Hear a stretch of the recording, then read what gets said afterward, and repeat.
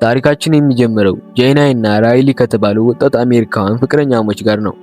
አስደናቂና ልዩ ተፈጥሮ ውበት ወዳላት ካን አይስላንድ ለእረፍት ተጉዘዋል። ራይሊ የድሮ ነገሮች አፍቃሪ ነው። ፎቶ ለማንሳት የሚጠቀመው የድሮ ሜካኒካል ፊልም ካሜራ ነው። እሱ ዓለምን በካሜራ ሌንስ ውስጥ በማየት በጊዜ ሂደት የማይጠፋ ትዝታዎችን ለማስቀረት ይሞክራል። ጄናይ በበኩሏ በጥልቅ የምታስብ ከአምልኮቷ ከቤተሰቧና ከማህበረሰቧ ጋር ጥብቅ ቁርኝት ያላት ሴት ናት። ለመጀመሪያዎቹ ጥቂት ቀናት ጉዟቸው ልክ እንደ ፖስት ካርድ ፍጹምና የፍቅር ነበር። ታዋቂ በሆኑ የተፈጥሮ ፍልውሃዎች ውስጥ ይዝናናሉ፣ ግዙፍ ፏፏቴዎችን ያደንቃሉ እና ውብ የሆኑትን የራይኪቪክ ጎዳናዎች ያስሳሉ።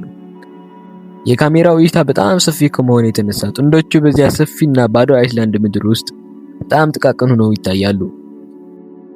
አንድ ምሽት በዘመናዊ አፓርታማቸው ውስጥ ለመተኛት ይዘጋጃሉ። በውጭ ልዩ የሆነውን የሌሊት እኩለ ቀን ፀሐይ ክስተት ሰማዩን የደበዘዘ ብርሃን አብርቶታል። ነገር ግን በእኩለ ሌሊት ጄናይ ከእንቅልፏ ትነቃለች። በመስኮት በኩል ወደ ውጭ ትመለከታለች። በመስታወቱ ውስጥ በሰሜናዊ ሰማይ ላይ የሚያብረቀርቅ ሰማያዊ ብርሃን በዝምታ ሲበራ ትመለከታለች። የቆየው ለአንድ ሰከንድ ብቻ ነው። መሬቱ አላናወጠውም፣ ምንም ድምፅ አልፈጠረም። ግራ ቢገባትም ስለደከማት ተመልሳ ትሰኛለች። ይህ ብርሃን ብልጭታ እሷ የምታውቀውም ዓለም ያበቃት ቅጽበት መሆኑን ፍጹም አታውቅም ነበር። በማግስቱ ጠዋት ራይሊ በደስታ ይነቃል። ቁርስ በልተው ፎቶ ለመነሳት ወደ ውጭ ይወጣሉ። ነገር ግን ልብሳቸው ለብሰው ወደ ኮሪዶሩ ሲወጡ አንድ ከባድ ዝምታ ያጋጥማቸዋል። ተፈጥሯዊ ያልሆነ የሚጫን ዝምታ። ወደ ሆቴሉ መቀበያ ይወርዳሉ። የእንግዳ መቀበያ ጠረጴዛ ባዶ ነው። በከፊል የተበላ ምግብ ጠረጴዛ ላይ ተቀምጧል። አንድ ኩባያ ቡና አሁንም ትኩስ ነው። ቀጭን ጭስ ወደ አየር ይተናል። ነገር ግን ሰራተኞች ሆኑ እንግዶች ማንም የለም። ራይሊ ሁሉም ሰው ወደ አገር በቀል በዓል ሂዶ ወይም ተኝቶ ሊሆን ይችላል ብሎ ያስባል። ወደ ዋናው የራይኪቪክ ጎዳናዎች ይወጣሉ። እውነተኛ ስጋት የሚጀምረው እዚህ ጋር ነው። የራይኪቪክ ስራ የሚበዛበት ዋና ከተማ ናት። ዛሬ ግን መንገዶቿ ሙሉ በሙሉ ጭር ብለዋል። መኪኖቹ መንገዱ ላይ በስርዓት ተቀምጠዋል። የሱቆቹ መብራት አሁንም ላይ ይሰራሉ። ከፊት ለፊታቸው ከመንገድ መሃል የቆመ ከተማ አውቶቡስ ያያሉ። ራይሊ ወደሱ ጠጋ ብሎ በመስኮት በኩል ይመለከታል። የሾፌሮቹ ወንበር ባዶ ነው። የተሳፋሪዎቹ ወንበርም ባዶ ናቸው። ቁልፎቹ አሁንም ላይ ይሰራሉ። ጄናይ መደናቀጥ ትጀምራለች። ስልኳን አውጥታ ስትሞክር ምንም ሲግናል የለም። ራይሊ የራሱን እንዲሞክር ትጠይቀዋለች። የሱም ግን ምንም የለም። ወደ አፓርታማቸው ይመለሳሉ እና ራይሊ ቴሌቪዥን ያበራል። ከአንድ ሀገር ውስጥ የዜና ጣቢያ በስተቀር እያንዳንዱ ቻናል ዝግ ነው። በስክሪኑ ላይ የአሲድ አንድ ካርታ አውቶማቲክ አደጋ ስርጭት ይደጋገማል። ስለ ጥቃት፣ ስለ መለቀቂያ ወይም ስለ ቫይረስ ምንም የሚለው ነገር የለም። ዝም ብሎ የሚደጋገም የሚረብሽ ቢፕ ድምጽ ብቻ ነው። ኤሌክትሪክ አለ። ቧንቧው ሲከፍቱ ውሃ ይፈሳል። የኢንተርኔት ሰርቨሮችም እየሰሩ ነው። ነገር ግን አዲስ ኢሜይል የለም። አዲስ ትዊት የለም። ከሲኤኤን ከቢቢሲ ወይም ከማንም አዲስ ዜና መረጃ የለም። ጄናይ ወደ አባቷ ደጋግማ ለመደወል ትሞክራለች። ድምጿ እየተቆራረጠ በዲጂታል ባዶነት ውስጥ መልእክት ትተዋለች። ራይሊ ነገሩን በምክንያት ለማስረዳት ይሞክራል። የአካባቢ ኃይል አቅርቦት መቋረጥ ወይም ከፍተኛ የሳይበር ጥቃት ሳይሆን አይቀርም ይላል። ነገር ግን በልባቸው ሁለት እውነትም ያውቃሉ። ዓለም ያጣችው ኃይል አይደለም፣ ዓለም ያጣችው ሰዎች ነው። ቀናት ወደ ሳምንታት ሲቀየሩ ፊልሙ ከሚስጥራዊ ትሬለር ወደ አስፈሪ ስነ ልቦና ጥናት ይሸጋገራል። ሁለት ፍጹም የተለያየ ባህሪ ያላቸው ሰዎች ከዚያ መጨረሻ ብቸኝነት ጋር እንዴት እንደሚላመዱ ያሳየናል። መጀመሪያ ላይ በህይወት ለመቆየት ጥረትና እንግዳ በሆነ ቅንጦት ህይወት ውስጥ ይገባሉ። ገንዘብ እንደማያስፈልጋቸው ይገነዘባሉ። ወደ አንድ ትልቅ የገበያ አዳራሽ በመግባት ጋሪዎቹን በትኩስ ምግቦች፣ ውድ ስጋዎችና ቅንጦት ጭቃዎች ይሞሉታል። ከተጠበቀው አፓርታማቸው ወጥተው ወደ ውቅያኖስ ወደሚመለከተው አንድ ግዙፍና እጅግ ዘመናዊ ወደሆነ የቅንጦት መኖሪያ ቤት ይዘዋወራሉ። ባለቤቶቹ ጠፍተዋል። የሚያምር የቤት ዕቃዎች የተሞላ ጎተራና ዘመናዊ ሙዚቃ መጫወቻ ትተው አልፎለታል።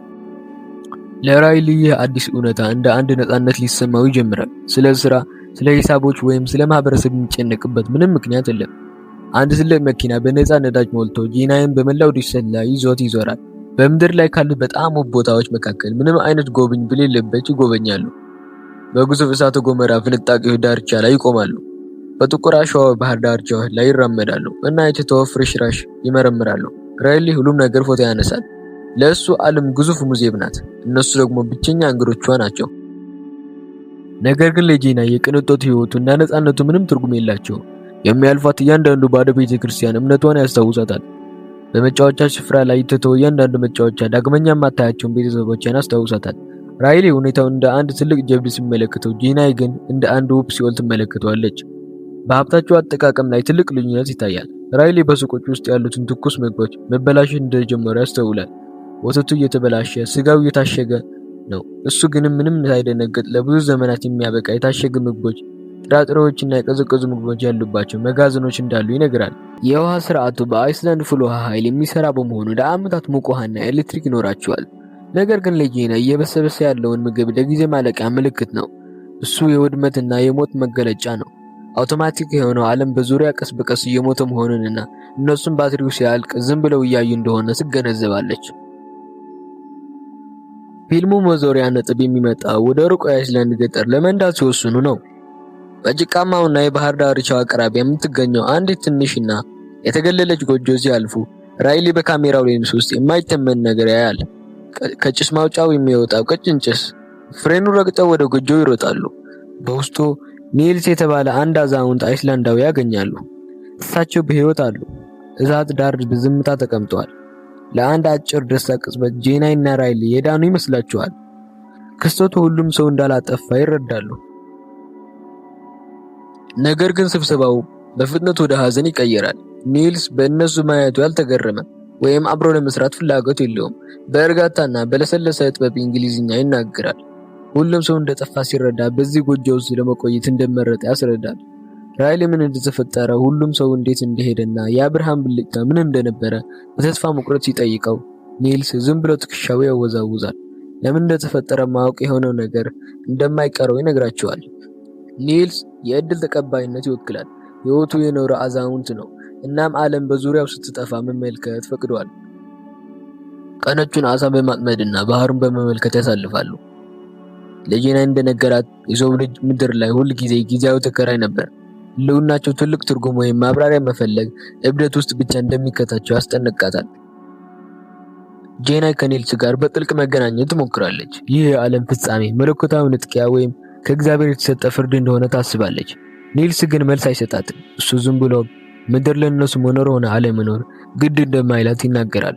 ሳራ አሁንም ይበቅላል። የባህሩ ማዕበል አሁንም ይጋጫል። ለኒልስ ጥቂት ቁሳቁሶችን ትተው ወደ መኖሪያ ቤታቸውን ይመለሳሉ። ነገር ግን ይህ ግንኙነት በሁለቱም ላይ ትልቅ ተጽዕኖ ፈጥሯል። ለራይሊ ኒልስ በአሁኑ ጊዜ እንዲኖርና ስለ ስልጣኔ መውደቅ እንዳይጨነቅ ማስታወሻ ነው። ለጄናይ ግን ኒልስ ወደፊት ህይወታቸው አስፈሪ መስታወት ነው። ይህ አዛውንት በጎጆው ውስጥ ብቻውን ለመሞት ሲጠባበቅ ታያለች። እናም ለሷና ለራይሊ የሚጠብቃቸው ይህ መሆኑን ትረዳለች። ልጆች አይኖሩም፣ የወደፊት ትውልድ የለም፣ ውርስ የለም። እነሱ በሰው ልጅ ታሪክ አረፍተ ነገር መጨረሻ ላይ የተቀመጡ የመጨረሻ ነጥቦች ናቸው። ሬያኪቪክ ሲመልሱ በጥንዶቹ መካከል ያለውን የስነ ልቦና ልዩነት ግንኙነታቸው ያበላሸዋል። ራይሊ ስሜቱን ከፍ ለማድረግ ይሞክራል። የተደላንቀቀና የፍቅር እራት ያዘጋጃል። ሳሎን ውስጥ ፕሮጀክተር በማስተካከል የድሮ ቤትን ቪዲዮና ያገኛቸው የዲጂታል ሚዲያ ያሳያል። ከጄናይ ጋር ይጨፍራል። የተለመደ ህይወት እንዲሰማቸው ለማድረግም ይጥራል። ነገር ግን ጄናይ ሙሉ በሙሉ ከሱ ርቃለች። አንድ ጠዋት ጄናይ ግንኙነት ለመፈለግ ከአዛውንት መጽናናት ለማግኘት ብቻዋን ወደ ኒልስ ጎጆ ትነዳለች። ነገር ግን ስትደርስ ኒልስ በአልጋው ላይ በሰላም ተኝቶ ታገኘዋለች። በተፈጥሮ ምክንያት ህይወቱ አልፏል። ከነሱ ውጭ የነበረውን የመጨረሻ የሰው ልጅ ህልውና ጠፍቷል። አሁን ከራይሊ ጋር ብቻቸውን ቀርተዋል። ወደ ፊልም መጨረሻ ክፍል እንገባለን። ራይሊ አንድ ጠዋት ይነቃል እና ቤቱን ሙሉ በሙሉ ጸጥ ማለቱን ያስተውላል። ጄናይ ያጣራል። ምንም የለም። በዚያ ባዶና የሚያምር መኖሪያ ቤት ውስጥ ይራመዳል። ቁልፎቹ የሉም፣ መኪናዎቹ የሉም። እንደ ቀዝቃዛ ፍርሃት ይይዘዋል። በሌላ የትቶ መኪና ውስጥ ገብቶ በሪያኪቪክ ጎዳናዎች ላይ በከፍተኛ ፍርሃት እየነዳ ስሟን በባዶ አየር ላይ ይጮሃል። ነገሮች አሁንም ደስተኛ በነበሩበት ጊዜ የጎበኙትን ውብ ወደ ሆነውን የጌይስሮ የፍል ውሃ አካባቢ ይነዳል። መኪናቸው በመንገዱ ዳር ላይ ቆመው በሩ ተከፍቶ ያያል። ለመጠራጠርም በአቅራቢያው ወዳለው አንድ ትንሽ ቤት ያመራል። የዛኔ ነው ምን እንዳደረገች የገባው። እሷ ራሷ አልታጠፋ ወስናለች። ያለምንም ለውጥ ምድር ላይ መኖር አትፈልግም። እሷ ከቅድም ሃይማኖተኛ ስለነበረች ያለ ማህበራዊ ኑሮ መኖር አትፈልግም። ራይሊ በአቅራቢያው ወዳለው ወንዝ ያመራል። ጄናይ ይዛ እንዳለች ስላወቀ ገብቶ ያወጣታል። ግን እሷ ሞታለች። ይዟት መሄድ ቢፈልግም ግን የሞተ ሰው ተሸክሞ መሄድ ካለው ድካም አንጻር ትርፉ ድካም እንደሆነ ይሰማዋል። እዛውም ትታት ወደ መኪናው ይገባል። በመጨረሻም አዲስ ኖሮ ለመጀመር ብቻውን ወደ መኪና ገብቶ ወደ ቤቱ ሲመለስ እያሳየን ፊልም ይጠናቀቃል። ምንም እንኳን ብቻውን እንደቀረበ ይገባው።